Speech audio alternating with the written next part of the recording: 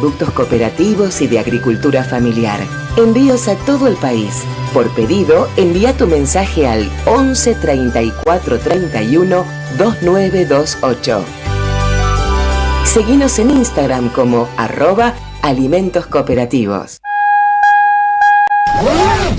Gracias, mami. Escuchar este mensaje te toma más tiempo que abrochar tu cinturón o la sillita de tu hija o hijo. Un clic que salva. Ministerio de Transporte, Gobierno de la Provincia de Buenos Aires. Llega la noche y nos hacemos la gran pregunta. ¿Y si sale bien? Un encuentro catártico a mitad de la semana.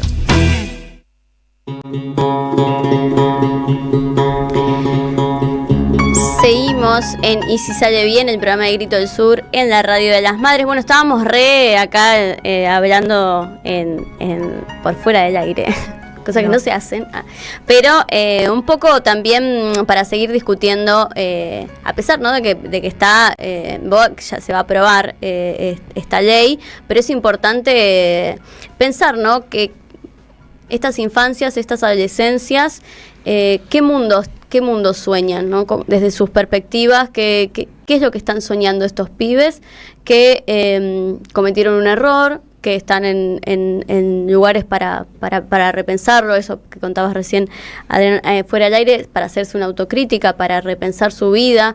¿Qué es lo que sueñan? Los pibes, y eso capaz se lo deberíamos preguntar a los pibes, pero mira, a mí me pasó hace poco y me pone medio mal porque había un pibe que me contaba que jugaba en Defensor de Belgrano y no le alcanzaba la plata, tenía un montón de hermanos y terminó saliendo afuera. No importa, ¿por qué? Porque el pibe después me decía, bueno, después me drogaba, yo qué sé. Porque una cosa conlleva a la otra.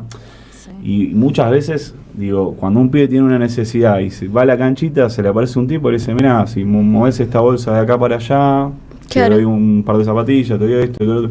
Porque estamos en una sociedad, digo, yo voy a decir una cosa, yo soy peronista, pero estamos en una sociedad de alto consumo, que para pertenecer tenés que tener y consumir. Entonces esa es la primera crítica que nos tenemos que hacer nosotros como sociedad. Le enseñamos a los pibes que vale más la marca que tiene en la remera que la remera misma, digo. Y esa es la discusión que nosotros tenemos que tener con los pibes y las pibas, haciéndonos responsables nosotros, porque los pibes son el presente y el futuro. Son el presente y son el futuro, y nosotros como adultos tenemos que discutir eso con los pibes. Digo, la compañía de docentes, yo también soy docente, una discusión grande que...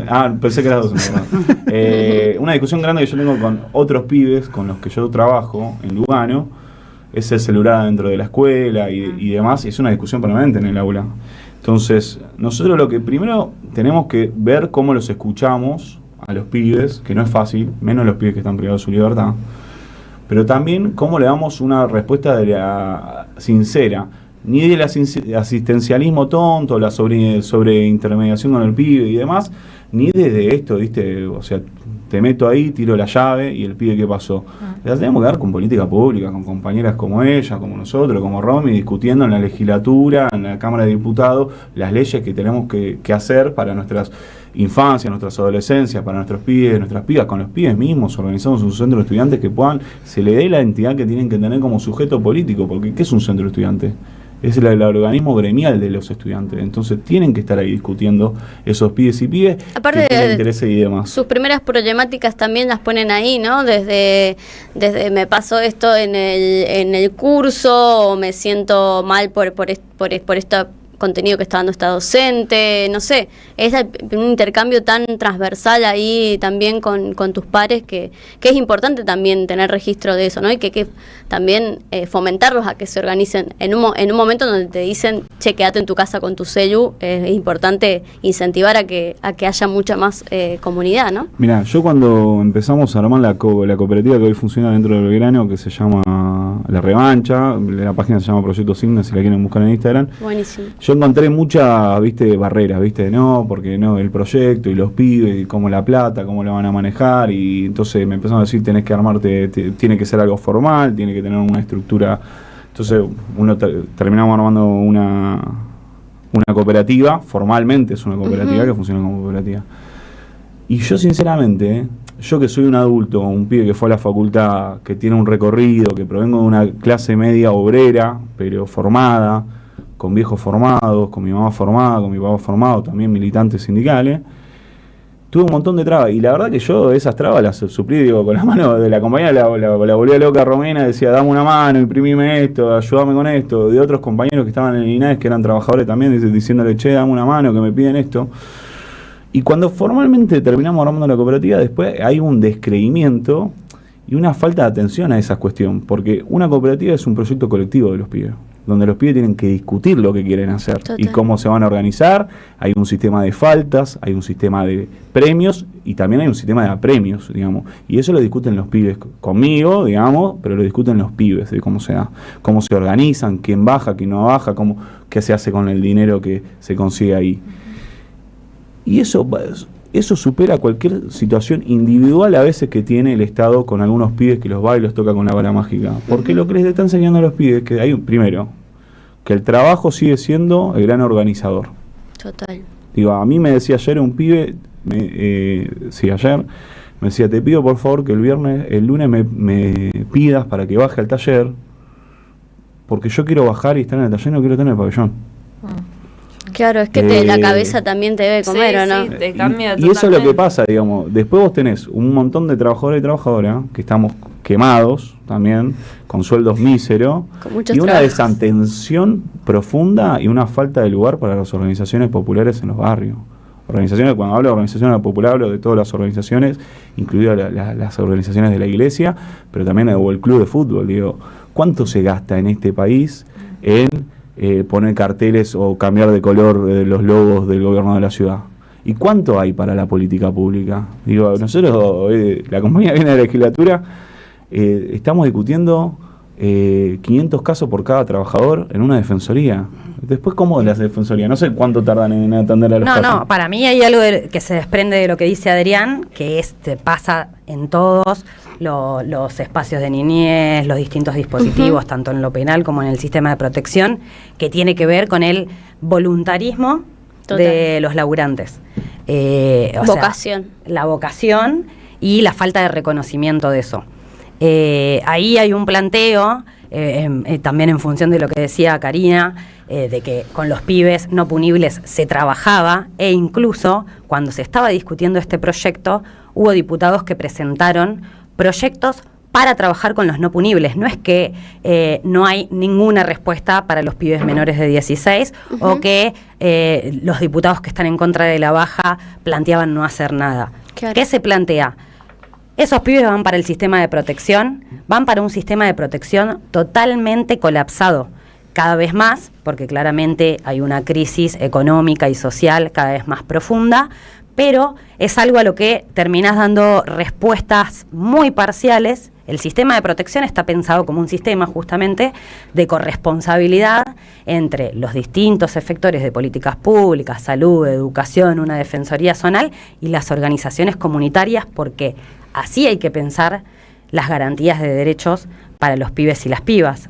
Una comunidad haciéndose cargo del cuidado de esas infancias y adolescencias. Y hoy es la situación que cuenta Adri. Hay una desigualdad muy grande entre el norte y el sur.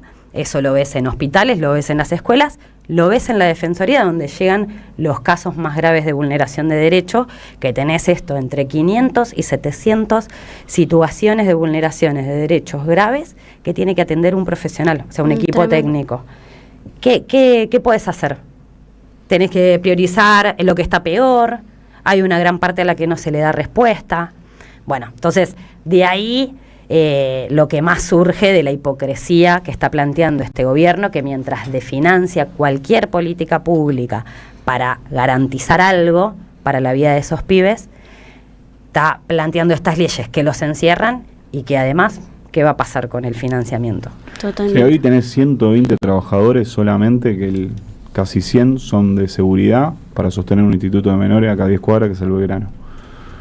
¿Qué pasaría si yo mando 100 trabajadores a laburar no sé, a la 1114? A la 1114, por favor. Claro. ¿Me entendés? Esa es la discusión que nosotros tenemos que dar. Sí, además hay una discusión económica. Digo, bueno, porque lo que decía Cari del coso, del presupuesto, digo, no establece el presupuesto para la parte civil. A su vez, esto en los barrios, toda esta precarización de los dispositivos territoriales, del sistema de protección de niñez, de los sistemas de salud, la falta de políticas vinculadas a los consumos problemáticos, el único dispositivo de la noche a la mañana desaparece. Se suma a la criminalización de las organizaciones sociales, que son la red se consolida necesariamente con las organizaciones sociales, que son las que sostienen el cuidado comunitario, las que están los fines de semana, las que están en el medio de la noche, las que dan de comer a los pibes en situación de calle, que están en el entorno del barrio. Entonces, justamente es una política de crueldad absoluta. Es un cambio, nos vienen a imponer un cambio cultural en un montón de valores que teníamos como sociedad, vinculados al cuidado de las niñeces, vinculados a que los niños primero. Eso cómo cambió ese paradigma, pareciera de un momento a otro, ¿no? Donde de pronto estábamos discutiendo derecho de las infancias, o no sé, en las primarias se hacían parlamentos de niños y niñas, desde eso hasta la participación de centros de estudiantes, a directamente pensar de que son los enemigos o los de todos nosotros, ¿no? Como si me hace acordar la canción de Vicentico, niño que vaya te va a robar, como esta idea constante de que un pibe que está ahí, que está cerca tuyo, te va a robar, te va a hacer algo. Concretamente bajar la edad de punibilidad es bajar la edad para que los pibes empiecen a cometer delitos. Concretamente, al decir, uno de los fundamentos del proyecto era que cada vez se reclutan chicos más chicos para cometer delitos. Eso, en lugar de llevarlos a pensar que los pibes son víctimas de una captación permanente, porque en el barrio, así como contaba recién el compañero, en el barrio los pibes cuando están yendo a la escuela, los están todo el tiempo instando, y no es solamente instando desde el lugar de te regalo la zapatilla, es coactivo. ¿Sí? Captando, digamos. O sea, no es nada más te pongo la zanahoria. No, es coactiva la situación. Entonces, en primer año buscas el camino alternativo, en tercer año, en cuarto año ya no tenés salida, porque aparte la masculinidad está construida en base al malentenamiento. Entonces, si le estás vendiendo al pibe la marca, le estás vendiendo al pibe que la fuerza va a definir su masculinidad, y a su vez tenés una familia totalmente precarizada, y que el ser soldadito del narco te va a pagar por día mucho más que estar en la textil cosiendo 14 horas por día, como sucede en los talleres que hay en el barrio, evidentemente no hay mucho margen de elección. Entonces, en lugar de tratar esas situaciones como casos de pibes víctimas, como de trata, que incluso la Organización Internacional del Trabajo, la OIT, tiene una recomendación vinculada a que esos casos sean también considerados trata de personas, la captación de pibes y pibas para el narcotráfico, y mujeres también. No, bueno, ahí hay un problema súper profundo que lo hemos visto lamentablemente en el femicidio de las 3 pibas no recuerdo sus nombres ahora, pero de estas 3 pibas que justamente estaban siendo parte de una red. Digo, los servicios sexuales, si se quiere, son parte de también esa red, más cuando son menores y están en situaciones muy vulnerables, ¿no? Una de ellas de 16 años. Fíjate esto, no nos recordamos el nombre, digo, porque no recordamos, porque yo tampoco lo recuerdo de las chicas, pero sí vamos a recordar el nombre del flaco que las asesinó, ¿no? Que pequeño J, digamos, y de cómo se trabaja la noticia, digo. Porque eso también hay que discutir. Cuando nosotros hablamos, o cuando, el Papa Francisco habla de la sociedad de Descartes, cómo construimos subjetivamente al sujeto y cómo les damos, digo, qué es lo que consumen culturalmente, qué es lo que imponen, digo, la soga de oro, la zapatilla, digo, porque esto que habla la compañía, eso es lo que ven los pibes. Che, o sea, mirá, se viste bien, anda con una moto. Y es esta propia sociedad que te lleva, para hacer tenés que consumir, digamos, tenés que tener. Y si no tenés, te tenés que arrebatar. Pero otra cosa que me parece muy grave es que también nosotros estamos perdiendo una cualidad humana. Hay una amiga mía que habla de los niños estatua, que son los pibes que piden en los trenes, en los subtes y demás, de cómo la gente los empezó a invisibilizar. Sí. Pasamos por al lado. Yo no te digo que lo adoptés, no te digo que lo vas a salvar ni nada, pero te digo, pasamos por al lado de las personas que duermen en la calle y ya ni los notamos. Ni los notamos. Y eso es lo que nosotros tenemos que poner en juego como organizaciones y como sujetos individuales, de que en lo que está ganando realmente este gobierno, es esa batalla cultural de deshumanizarnos. Y eso es lo que nosotros tenemos que romper. A mí cuando me dicen, bueno, pero al final esto del amor vence al odio, pero porque el amor mal entendido no vence al odio. Sí. El amor que cuando vos decís yo amo al otro, y entonces estoy dispuesto a salir todos los días y a quedarme hasta las 9, 10 de la noche, a esperar una entrevista para hablar de este tema, si voy a trabajar, voy a 2 laburos y después me voy al barrio a hacer un taller escolar, a darle de comer a las familias, a ayudar a organizar el barrio, ese es el verdadero amor que va a vencer al odio, que tiene que ver con la organización y la autodefensa que nosotros tenemos que tener como sujetos y organizaciones a esto que habla de la compañera de la criminalización que están viviendo todas las organizaciones sociales, sindicales, culturales en este país que se oponen a este gobierno que hambrea al pueblo. Y es el amor que necesitan esos pibes también, supongo, Totalmente. la contención. Yo les iba a preguntar también un poco lo que hablábamos en la pausa de estos pibes que si a los 14 tienen una pena de 15 años, terminan teniendo más pena que edad. ¿Y qué pasa con la reincidencia? Porque me imagino que cuando tenés más años dentro de una cárcel que fuera de ellos y salís, no sabés vivir de otra manera o no tenés esos códigos. En 1928 Roberto Art hace un manual de la delincuencia que dice que habla del depósito de menores de la calle Tacuarí. Dice, escuela primaria de la delincuencia. Si el chico entró a robar una cadenita, y es muy posible que reincida, o sea, la reincidencia, los adultos que pasan por el sistema penal hay una alta incidencia de paso por el sistema penal de menores. Es justamente esto, si vos criminalizás a una temprana edad, en el momento en el que la persona está construyendo su identidad subjetivamente, eso deja una marca que es una profecía que se autorrealiza, o sea, no hay forma de escapar a eso.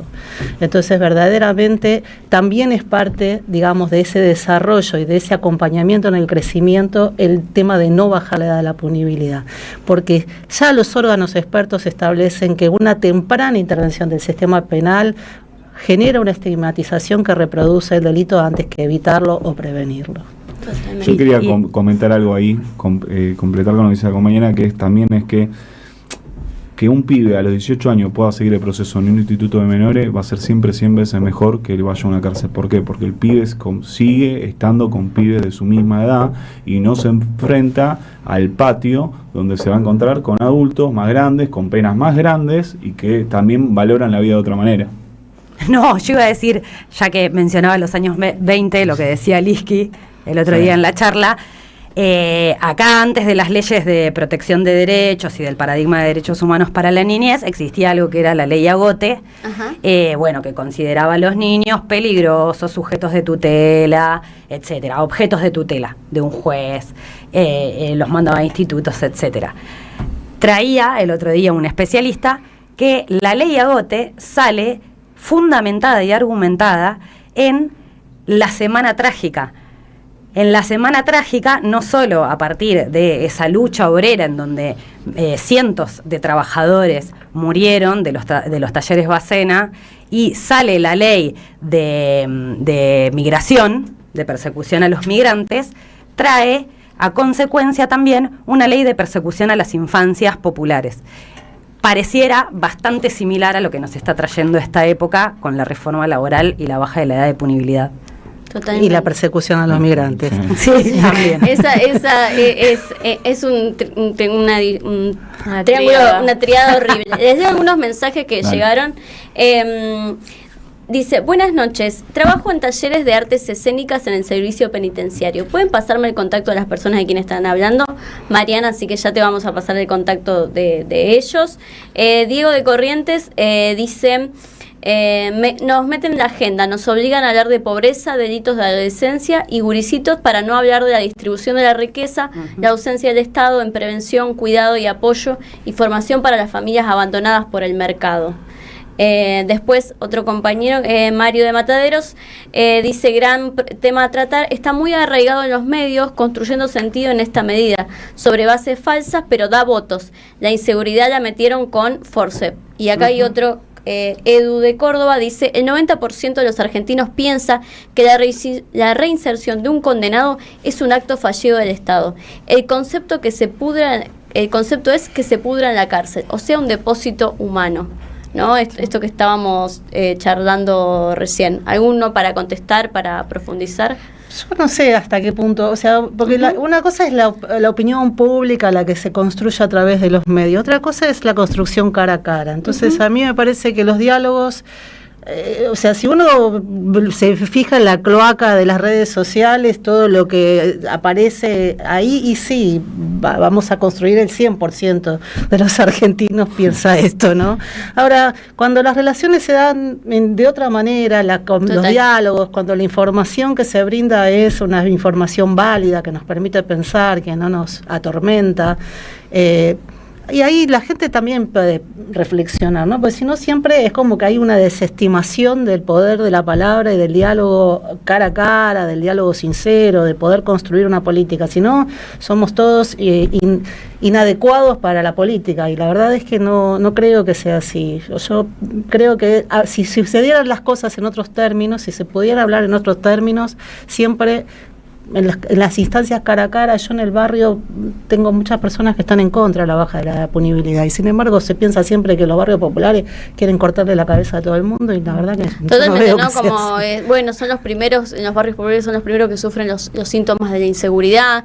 Sin embargo, este abordaje que hablábamos recién, la mercantilización de las vidas de esos jóvenes, está presente, quizás no con estas palabras. Pero también está presente la forma en que la policía está en los barrios populares, porque en un barrio, insisto, con lo que más conozco, donde hubo en un momento determinado, llegó a haber 3 fuerzas de seguridad a la vez. Estaba Gendarmería, Policía Federal y la Policía de la Ciudad de Buenos Aires. Para los problemas que tiene el barrio, para cuando están matando a una persona ahí adelante, están robándole, están violentando a una mujer, nadie tenía jurisdicción, estaban todas las fuerzas, estaba como militarizado el barrio. Y sin embargo, y para perseguir a los pibes, para romper las ranchadas, para criminalizar, siempre está presente la policía. Sirve más de barrera para armar un gueto y que la gente no salga del barrio, que para generar realmente una política de seguridad en las calles, que además no se construye nada más que con policía. Se construye con iluminación, se construye con urbanización, con canchitas, con espacios públicos mantenidos y sostenidos, como así se sostienen las plazas de todos los barrios, también ahí, digamos, porque removiendo la basura, hoy por hoy hay una barrera física de basura en torno a los barrios populares, porque hay todo un tema con la recolección de basura también, y eso también genera violencia urbana, porque hay zonas que están directamente abandonadas, con autos abandonados, basura acumulada, ahí se junta todo tipo de situaciones, y obviamente el transporte público no pasa. Entonces la gente, para salir a trabajar a las 4 de la mañana, tiene que atravesar el desierto, exponerse a un montón de situaciones de inseguridad, ciertamente, que están no solamente construidas por la policía o la no policía, sino por todo un modelo de urbanización o de no urbanización que acompaña esa violencia. Realmente. Hay algo ahí que también dice la compañía que me parece que digo, ¿qué pasa cuando un policía fusila a un pibe en un barrio o fusila a un vecino en un barrio, como pasó acá hace poco en Capital, en Ciudad Oculta? ¿Alguien habla de que hagamos una ley para que no se mal la policía? No hablan de eso. Al contrario, los reciben y los felicitan. Bueno, digo, esa es la discusión que la discusión del sentido. Cuando nosotros hablamos, hay una discusión del sentido, claro. Cuando la comunidad dice, nosotros tenemos que empezar a dar una discusión cara a cara, es porque realmente también tenemos que darnos cuenta, y como dice Roberto Hogar, que el futuro es nuestro por prepotencia de trabajo. Digo, creo que es casi en el mismo libro que lo dice esto, que es en Los Lasayama, y en eso tiene que sentido es que nosotros tenemos que lograr evitar desmoralizarnos y salir a construir las condiciones para construir una sociedad mejor, o reconstruir una sociedad mejor. Hay otra cosa que a mí me pasa, que a veces digo, hay muchos legisladores que se dicen peronistas. Hay 2 discursos de Perón hablando sobre la situación de la delincuencia juvenil. En uno que no es tan conocido, Perón habla de que para él, cuando le preguntaban por la poca cantidad de pibes que había detenido en Argentina durante sus primeros 2 mandatos, él decía que a él igual le contestaba el periodista que él igual pensaba que no había que discutir eso, había que discutir por qué el pibe llegaba ahí, porque si no estamos discutiendo un Estado fallido. Si nosotros tenemos pibes presos es porque tenemos un Estado fallido, y eso es lo que tenemos que discutir. Hoy tenemos un Estado fallido, porque si un Estado no le puede garantizar a un pibe amor, educación, salud y un futuro, es porque nosotros tenemos un Estado fallido, porque las políticas no funcionan. Eso es lo que tenemos que empezar a discutir, que este Estado, el de Javier Milei, el que está implementando, está continuando en perforar para abajo un Estado fallido. Entonces es una crisis del capitalismo y de la sociedad propia, que nosotros, en vez de decir, che, hay que repensarla, porque si venimos criminalizando a los pibes, digo, si la dictadura pasó de 14 a 18 años, a 16 años, perdón, y esto no dicho por nosotros, dicho por Eugenio Zaffaroni, que era juez, y que no es porque la ONU vino, el UNICEF y le dijo a la dictadura, no, porque la dictadura se dio cuenta que era un fracaso la política de tener pibes presos, y no los tenía en el Instituto de Menores, que es otra cosa. El mismo Zaffaroni contaba en un encuentro que fue el año pasado, creo, ¿no? El encuentro de escritura en cárceles, que nosotros participamos, y decía, la dictadura decía, había sido un fracaso la baja de la edad. Entonces, no es que tenemos una dictadura que se equipara a la baja de la edad de una política que se equipara a la baja de la edad de la dictadura militar. Tenemos una ley que es peor que la de la dictadura militar. Total. Eso es lo que tenemos. Bueno, me cuentan si hay alguna serie de actividades en el marco de que en el Senado se va a aprobar esta norma. Vos mencionabas una radio abierta. Bueno, sí, por un lado ayer hubo una conferencia de prensa ahí con las 2 CTA, en donde participó también la mesa de articulación y otros sectores, también expidiéndose en esto de unir las luchas. Mañana a las, esperen que no veo, pero ya se los digo, en el Congreso, a las 16 horas en el Congreso hay una radio abierta, en donde también vamos a estar por la defensa de los glaciares, también en no a la baja de la edad de punibilidad, y bueno, el viernes, por supuesto. A partir de las 10 se moviliza contra la reforma y contra el viernes. El viernes a partir de las 10 horas. Solo vamos a estar movilizando ahí con una bandera que dice, sin trabajo no hay futuro, no a la baja, no a la reforma laboral. Bueno, muchísimas gracias, compañeros y compañeras. Despedimos a Romina Pichirillo, secretaria de Prensa de Comunicación de ATE, Adrián Berrospe, trabajador de la Dirección de Responsabilidad Penal Juvenil de Cava, y Karina Balobra, abogada e integrante de la Red de Docentes, Familias y Organizaciones del Bajo Flores. Muchas gracias. Muchas gracias.